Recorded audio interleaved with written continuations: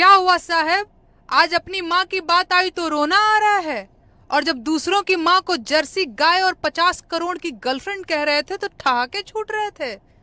मणिपुर में दूसरों की माताओं बहनों को नंगा करके घुमाया गया, तब कहाँ थे ये आंसू? आपके कार्यकर्ता दूसरों की माँ को बार बाला कहते हैं, उनको आपने आज तक कभी नहीं रोका। क्यों नहीं रोका? आपकी पार्टी के लोग मुझे लाखों की संख्या में गालियां देते हैं। क्या मेरी माँ माँ नहीं है? क्या उसका सम्मान सम्मान नहीं है? क्या मैं देश की बेटी नहीं हूं? आप प्रधानमंत्री हैं तो क्या आपकी माँ का सम्मान दूसरे देशवासियों की माँ के सम्मान से ज्यादा बड़ा हो गया? अरे ये जो फसल आज आप काट रहे हैं, इसके बीज आपने ही बोए थे। दीदी ओ दीदी की हूटिंग परंपरा आपने ही शुरू की थी, ये उसी का नतीजा है। तो रोना धोना बंद कीजिए और अपना गिरेबान झांकिए। देशवासियों को मूर्ख समझना बंद कीजिए। आपके मन में महिलाओं के लिए कितना सम्मान है ये पूरा देश जानता है, तो मेरा मुंह मत खुलवाइए। आप खुद दूसरों की माँ बहन का कितना सम्मान करते हैं? बोलिए, जवाब दीजिए।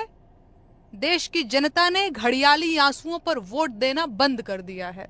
जनता खूब समझ रही है कि आपके ये आंसू वोट चोरी पकड़े जाने के डर से निकल रहे हैं। माताओं बहनों के सम्मान की इतनी ही फिक्र होती तो अमेरिका के एक धमकी पर आप सीज फायर करवाकर भारत माता का अपमान कभी नहीं करते। तो बंद कीजिए ये नाटक। तो उम्मीद करता हूं इनका वीडियो तो आपने सुन ही ली होगी। तो ये मोहतरमा जो कह रही हैं कि ये भी किसी देश की बेटी हैं और किसको 50,000 कहा गया, 50,000 की महिला कहा गया, तो क्या तो क्या तो क्या, मेरी तो कुछ समझ नहीं आया क्योंकि मैंने आज तक ऐसा कोई टॉपिक देखा नहीं है।